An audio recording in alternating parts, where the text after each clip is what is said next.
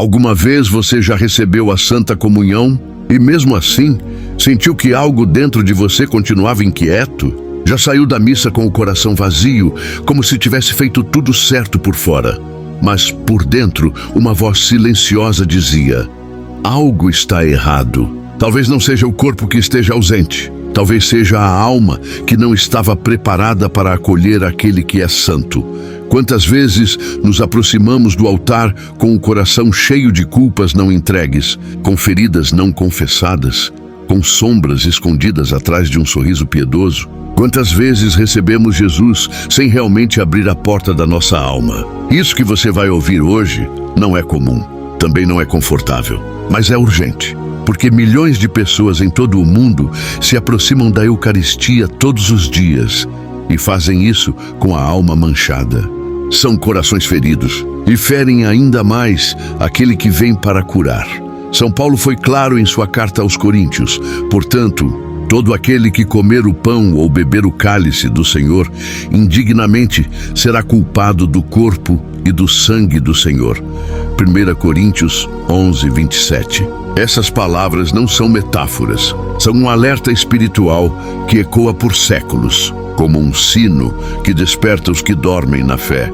Padre Pio, santo dos estigmas, homem que via as almas como quem vê a luz passar por uma vidraça, dizia com firmeza: uma comunhão mal recebida é uma ferida aberta no coração de Jesus.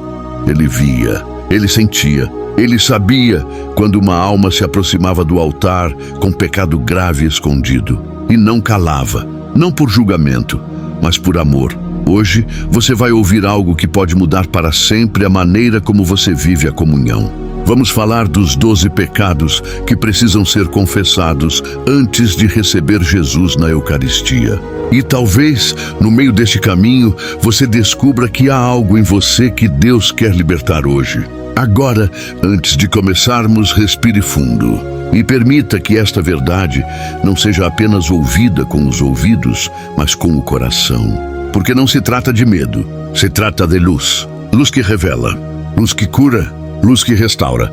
Comungar não é rotina, não é tradição de família, não é ritual bonito para cumprir um calendário. Receber a Eucaristia é acolher o Deus vivo, é abrir o coração para aquele que se entregou por amor, é permitir que o céu inteiro toque a sua alma. Mas como poderíamos receber o Deus 3 vezes santo?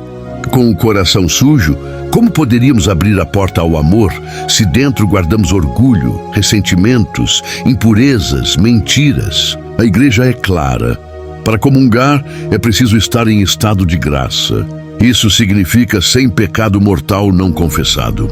Sim, essa verdade continua valendo, mesmo que muitos tenham esquecido. Não importa quantos anos você frequenta a missa, se carrega um pecado grave e não o entrega ao confessionário, não deveria se aproximar do altar.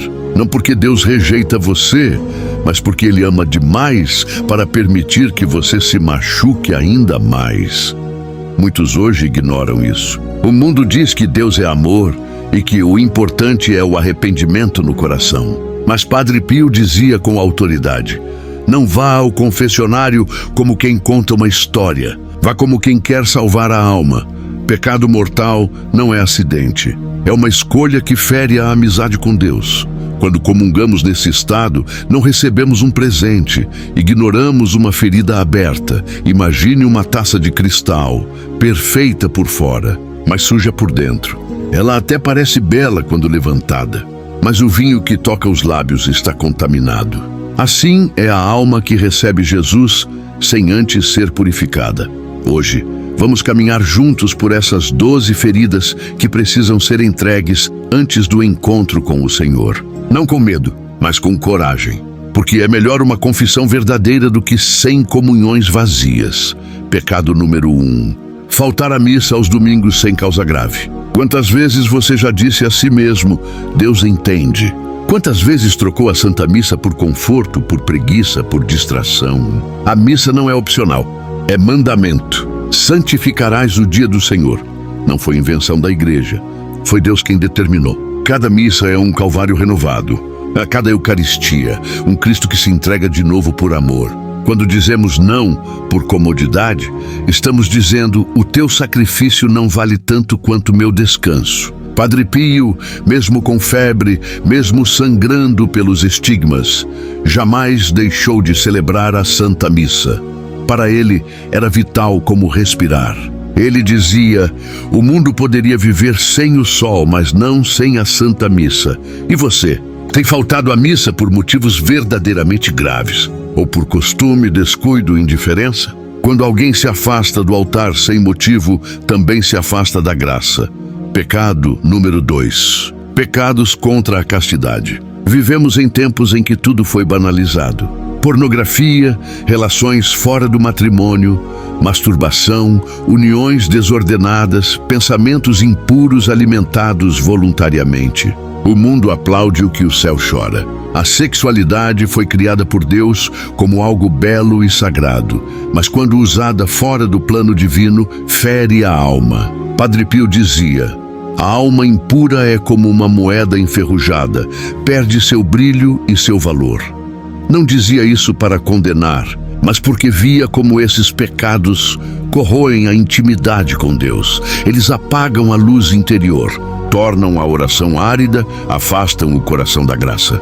Talvez você tenha pensado que, enquanto não machuca ninguém, não há problema. Mas tudo o que fere a pureza, fere também o Espírito Santo que habita em você. Há perdão, há misericórdia. Mas há também a necessidade de verdade. Pecado número 3. Uso de anticoncepcionais artificiais. Em muitos corações católicos, esse tema nem é mais visto como pecado. Mas o amor conjugal, ensina a Igreja, tem 2 fins inseparáveis: a união dos esposos e a abertura à vida. Fechar deliberadamente a porta à vida é fechar a porta ao plano de Deus para o matrimônio. Pastilhas, preservativos, DIUs, todos são meios que distorcem o dom da vida. O Papa Paulo VI já dizia na encíclica Humanae Vitae, e Padre Pio confirmava com clareza: o matrimônio deve ser um altar onde a vida floresce, não um contrato de comodidade. Deus não pede irresponsabilidade, pede confiança. Pecado número 4. Aborto ou colaboração com ele. Este é um dos pecados mais dolorosos e mais silenciados. O aborto não é apenas uma questão social ou política. É uma ferida aberta no coração de Deus. Não peca apenas quem comete, mas quem incentiva, quem cala, quem financia, quem apoia leis que o permitem. Padre Pio chorava ao falar do aborto. Chorava por cada vida interrompida, por cada mãe ferida, por cada alma machucada. Mas também dizia: não há pecado que não possa ser perdoado quando há arrependimento verdadeiro. Não importa quão profundo tenha sido o erro. O abraço de Deus é mais profundo que qualquer abismo. Pecado número 5. Falta de perdão. Quantas pessoas carregam rancores como quem carrega joias no peito? Dizem: já perdoei, mas alimentam a dor em silêncio. Jesus foi claro: se não perdoardes aos homens, tampouco vosso Pai vos perdoará. Mateus 6,15. Não existe comunhão verdadeira sem perdão. Padre Pio via muitas almas que rezavam, que se confessavam, mas que se negavam a perdoar. O perdão não é para o outro, é para libertar a sua alma. Mesmo que doa, mesmo que seja um primeiro passo trêmulo. Perdoar é abrir espaço para a graça. Pecado número 6. Mentiras graves, calúnias, difamações. A língua é pequena, mas é capaz de destruir mundos inteiros. Uma mentira destrói reputações. Uma calúnia mata espiritualmente. Uma difamação destrói famílias. Quantas vezes falamos sem pensar? Quantas vezes espalhamos o que não sabemos ser verdade? Padre Pio dizia: a língua é um chicote do inferno quando não é disciplinada. Cada palavra tem peso eterno. Pecado número 7. Escândalo. Dar mal, exemplo. Arrastar outros ao pecado. Quantos pais, mães, líderes, influenciadores e amigos conduzem outros ao erro sem perceber? Jesus foi duro. Melhor seria amarrar uma pedra de moinho ao pescoço e lançar-se ao mar do que escandalizar um só destes pequeninos. Lucas 17:2. Não se trata de perfeição, mas de responsabilidade espiritual. A sua vida fala e pode aproximar ou afastar almas do céu. Pecado número 8. Superstição, bruxaria, horóscopos, reiki, tarô, simpatias. Tudo que nos faz confiar em algo fora de Deus é uma porta aberta ao inimigo. Não terás outros deuses diante de mim. Isso inclui cristais, energias, rezas esotéricas, astrologia, magias. Padre Pio dizia: não se brinca com o demônio sem consequências. Quando você busca luz fora da luz, está se afastando daquele que é a própria verdade. Pecado número 9. Uso irreverente do nome de Deus. Quantas vezes ouvimos, meu Deus, pelo amor de Deus, Jesus Cristo, ditos com banalidade? Quantas piadas sobre o sagrado? Quantos insultos disfarçados de brincadeira? Padre Pio dizia: quando o nome de Jesus é pronunciado com amor, o céu se inclina. Quando é usado em vão, o céu se entristece. Não banalize o que é santo. Pecado número 10. Vícios e adições: álcool, drogas, jogo, gula, compulsões. O corpo é templo do Espírito Santo. Quando ele é escravizado, a alma perde liberdade. Padre Pio dizia: a alma que se deixa dominar pelo corpo perde a liberdade do céu. Não ignore suas correntes. Deus quer libertar. Pecado número 11. Injustiças dentro da família. Maridos que ferem esposas. Filhos que desprezam pais. Lares onde se grita mais do que se reza. A família é igreja doméstica. Quando ela se torna campo de guerra, o amor se apaga. Padre Pio dizia: um lar sem oração é terra ocupada. Pecado número 12. Abandono da fé e relativismo moral. Eu creio em Deus do meu jeito. Quantas vezes você já ouviu isso? Ou talvez, quantas vezes você disse isso? Relativizar a fé é apagar lentamente a luz interior. Padre Pio dizia que o maior pecado do nosso tempo é viver como se o pecado não existisse. Talvez, neste momento, você sinta um nó no peito. Não é culpa, é graça. Quando o Espírito Santo toca, ele não destrói, ele desperta. Ele sussurra: é hora de voltar. Quantas comunhões você já recebeu com feridas abertas? Quantas vezes você se aproximou do altar tentando esconder o que Deus sempre viu?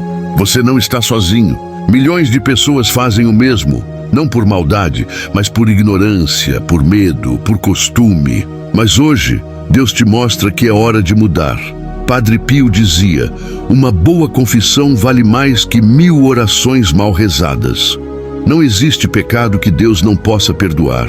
Não há história tão quebrada que não possa ser reconstruída. Não há alma tão escura que não possa ser iluminada. Mas é preciso coragem para dar o passo, reconhecer, arrepender-se, confessar. Você não está ouvindo isso por acaso.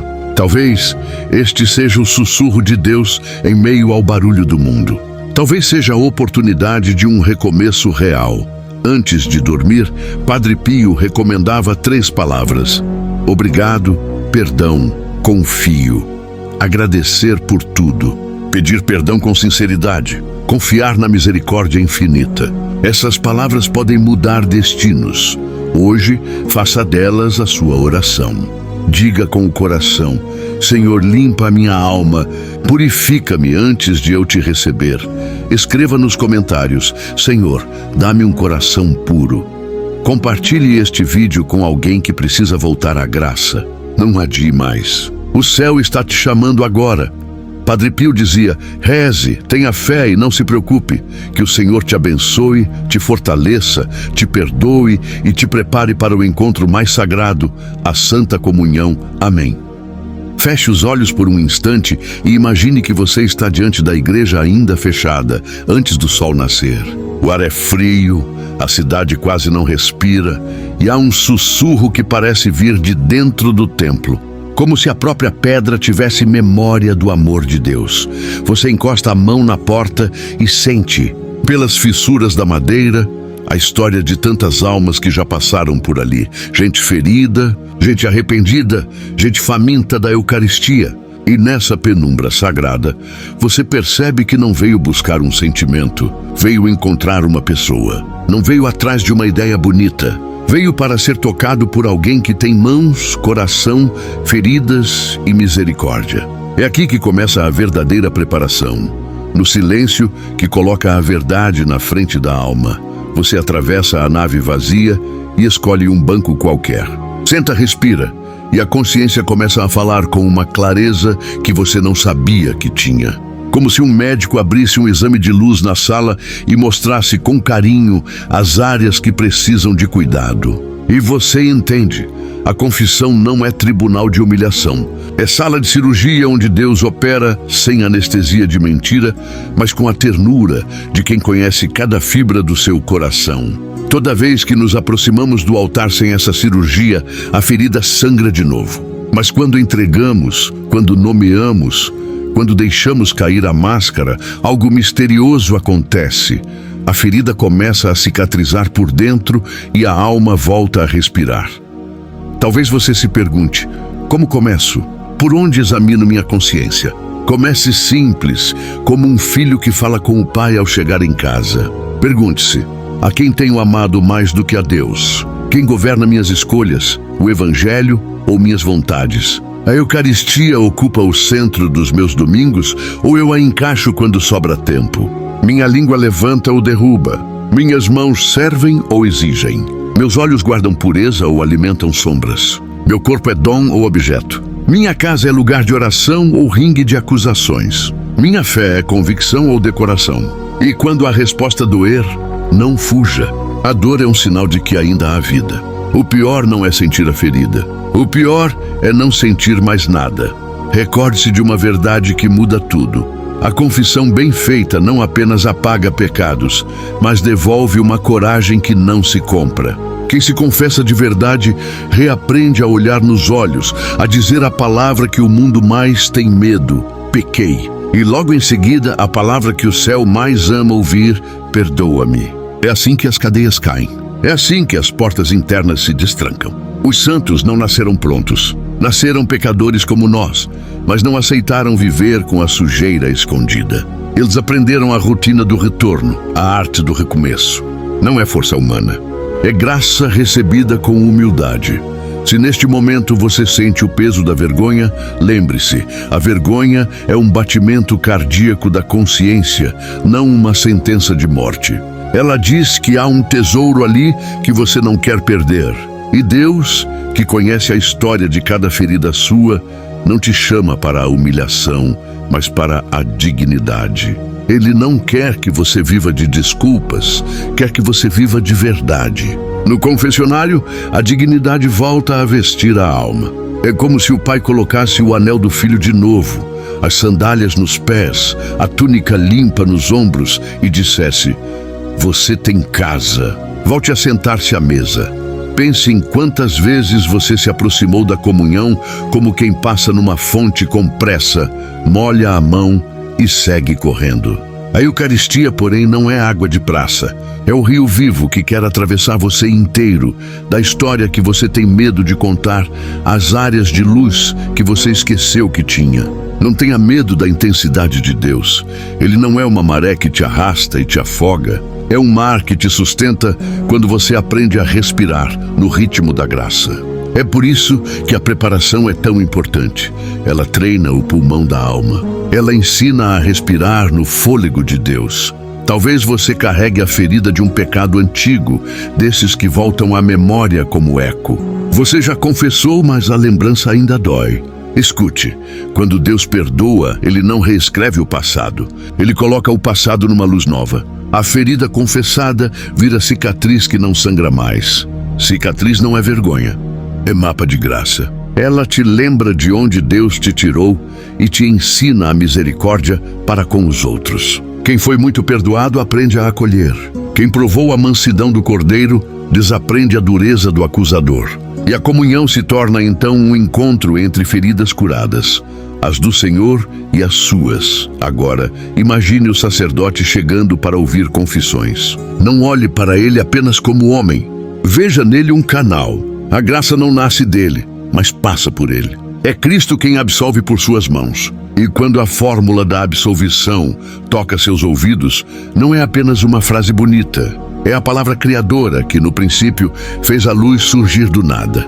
A absolvição cria em você o que você não pode produzir sozinho: coração puro e espírito firme. É a voz do ressuscitado dizendo: levanta-te. E a alma se levanta. Ao sair do confessionário, não corra. Fique alguns minutos no banco, sem pressa. Diga baixinho: obrigado, perdão, confio. Faça, se quiser, um pequeno propósito concreto. Nada grandioso.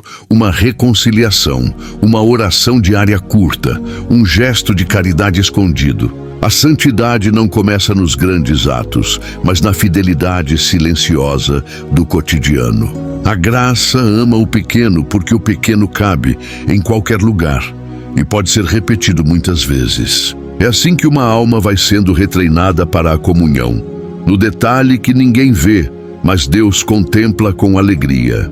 E quando chegar a hora, aproxime-se do altar como quem caminha para um casamento, porque é isso que é, um pacto. Abra as mãos como quem não tem nada e ainda assim espera tudo. Diga amém como quem assina com o coração inteiro. Não mastigue depressa. Deixe a presença descer aos lugares onde você se sente fraco, aos cantos onde a esperança parece pouca, ao deserto que você não mostra a ninguém. Cristo não ocupa só o centro da língua. Ele deseja ocupar o centro da vida. E quando ele ocupa, a vida muda de eixo. O que era pesado perde um pouco do peso. O que era escuro ganha frestas de manhã. O que parecia sem saída, de repente tem uma porta que não se via. Talvez você me diga: mas eu caio de novo. Sim, e eu também. E todos. O segredo não é nunca cair. É aprender a cair para o lado de Deus. Quando você cai com o rosto voltado para Ele, o chão vira ponto de apoio para levantar. Quando você cai de costas, a queda parece maior, o desânimo mais fundo. Por isso, treine o reflexo. Caiu, voltou. Pecou, confessou. Vacilou, orou. Isso não é obsessão. É amizade séria. É trato de amor que não desiste. O céu não se surpreende com a sua fraqueza. O céu se enche de festa com o seu retorno. Há algo ainda que precisa ser dito com carinho e firmeza. Não negocie com aquilo que te arrasta. Se há amizade, lugar, hábito ou tela que sempre te empurra para longe, corte. Não por moralismo, mas por amor. Amor verdadeiro exige escolhas. E cada escolha é uma pequena procissão interior que te leva, passo a passo, de volta ao altar. A comunhão não é prêmio para perfeitos. É alimento para os que estão no caminho. Mas ninguém come com a boca fechada. A confissão é esse abrir de boca do coração, que admite a fome e recebe o pão. Se você pode, faça agora um gesto simples de fé. Leve a mão ao peito e diga devagar: Jesus, eu quero te receber com a casa arrumada. Eu te peço coragem para confessar, humildade para ouvir e alegria para recomeçar. Toma minhas quedas, escreve teu nome sobre elas, transforma-as em pontes. Conduz-me ao teu altar com um coração inteiro. Amém. Fique um instante nesse silêncio. Às vezes, é nesse exato instante que Deus move aquilo que você tenta mover há anos. Quando este vídeo terminar, não deixe que a rotina abafe o chamado. Marque no coração e, se puder, na agenda, o dia da sua próxima confissão. Envie uma mensagem para aquela pessoa com quem você precisa se reconciliar. Desligue por alguns minutos a enxurrada de ruídos que te distraem. Faça do seu quarto um pequeno cenáculo.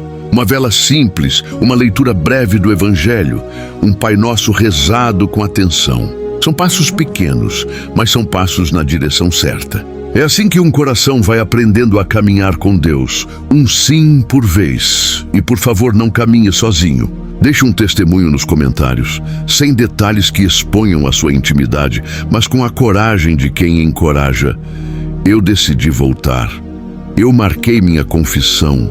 Eu perdoo. Eu peço perdão. Sua palavra pode ser a faísca que acende a esperança em alguém que está à beira de desistir.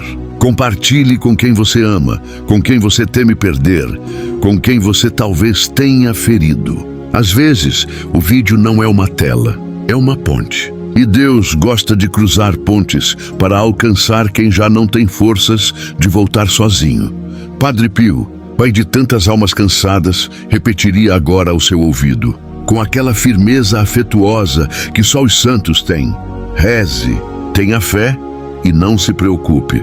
E eu acrescento: confesse-se, comungue e recomece. Recomece quantas vezes for preciso. O céu não cansa de quem volta. A mesa está posta. O Cordeiro te espera. E quando você o receber com a alma limpa, entenderá por que os santos choravam na comunhão. Porque é o próprio Deus fazendo do teu coração a sua casa. Que assim seja. Amém.